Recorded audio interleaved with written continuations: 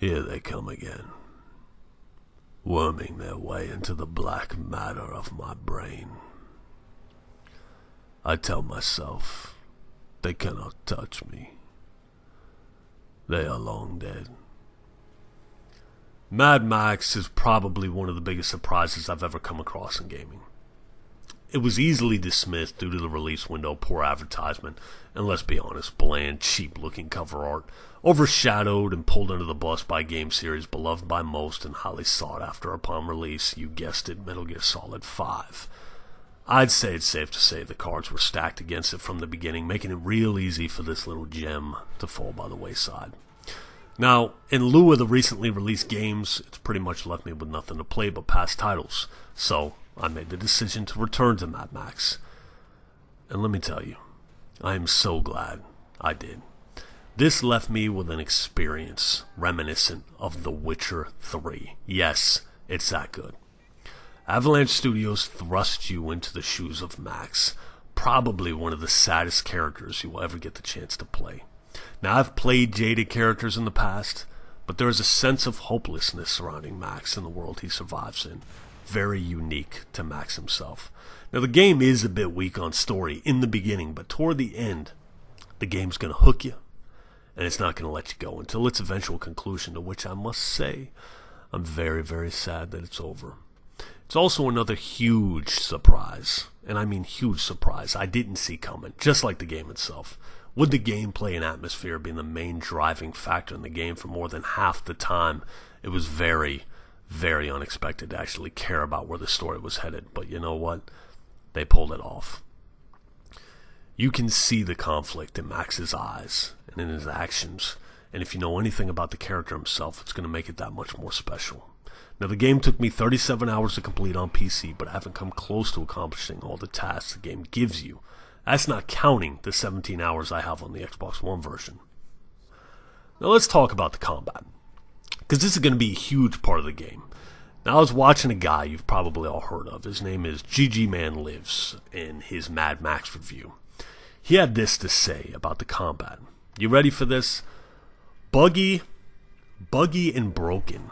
Combat and a fury mode that doesn't seem to do all that much more damage. The counter system doesn't register if you're in the middle of an attack, so you're forced to take a cheap shot from an enemy who wasn't even a second ago involved in the fray. Enemies don't wait to hit you, and to compensate for this, you should be able to cancel out your current move to counter an incoming attack. Not giving the player this option is just cheap and unfair. This is very concerning to me because his take on Mad Max's combat is so wrong on so many different levels. And at almost 100,000 views, that's 100,000 people that got really, really bad information. It's a shame too, because I usually agree with his reviews. The ability to not cancel out your current move was done intentionally, and it makes combat much more strategic and challenging. Cheap would be canceling out your current move, if you ask me. No, once you swing, you're committed, thus requiring you to have an overall sense of the entire battleground, not just an incoming triangle display you can quickly just hit counter to.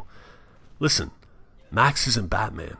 He can't counter incoming attacks once he's in the process of an attack himself. He also can't block two incoming attacks at the same time. But what he can do is something Batman lacks the spine to do, and that's break a motherfucker's neck.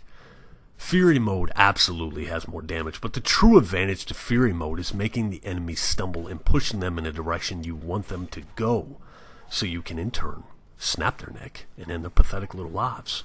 The sound of Max's Fury shots sound like his fists are crushing every bone in a sucker's face. Now, due to the limited counter system, also makes it harder to build up your combo meter to access the rage mode. But once you know how the system works, it's so satisfying and so easy, and feels much more realistic than Batman's combat. Now, given both are unrealistic, Max's has a much more authentic, rugged, rage-fueled method about it.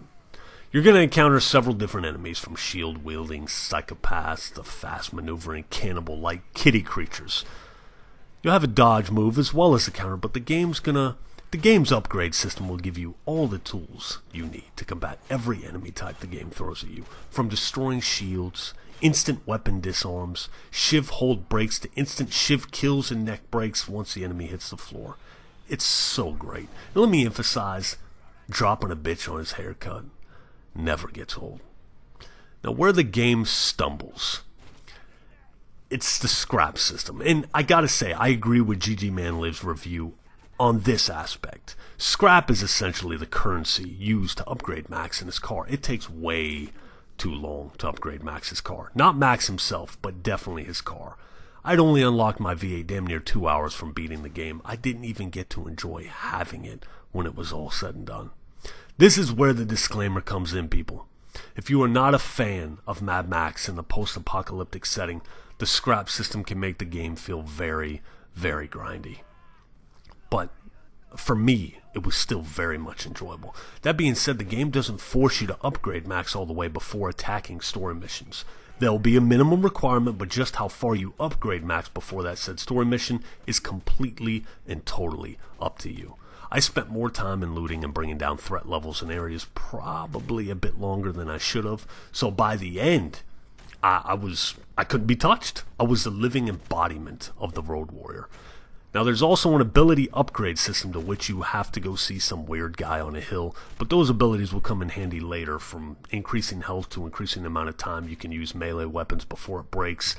Max's upgrades include changing his appearance to putting steel gauntlets on your hand to better crush a bitch's face, upgrade your shotgun, the amount of ammo you can carry. It's real in-depth stuff, and you get what you put in, okay?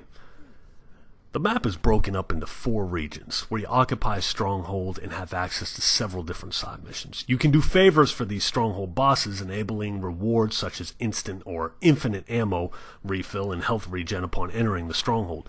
Once again, you get what you put in. I have to emphasize that. Then there is a car combat, which is another huge aspect of the game. Cars feel and sound powerful. The motor on the Magnum Opus, that's Max's car, sounds better than most V8s in racing games. Now, the car combat isn't going to fully click in the beginning because you're severely underpowered. But by the time you unlock the Thunderpoon, aka rocket launcher, shit's gonna get much easier. Trust me. And pro tip, upgrade that bitch 100% and watch the sparks fly. Shooting a tank on the back of an enemy vehicle from first-person mode inside your car, well, it just doesn't get any better than that, folks. The environments, they're so varied. They don't feel like the same recycled, rehashed areas. No, everything is meticulously crafted and so detailed, like every single little structure got so much love. People, hear me when I tell you this is not a half-assed game. You will assault several different types of enemy-occupied dwellings with certain objectives, and how you tackle them is completely up to you. Going through the front gate, smashing the tower defenses into dust, or sneak in the back and go quietly, but who the fuck wants to do that? I could go on and on and on. Just do yourself a favor and go get this game. If you put it down for whatever reason, pick it back up and finish it. The bottom line is this: Mad Max may not be the game we asked for, but it's damn sure the game we needed.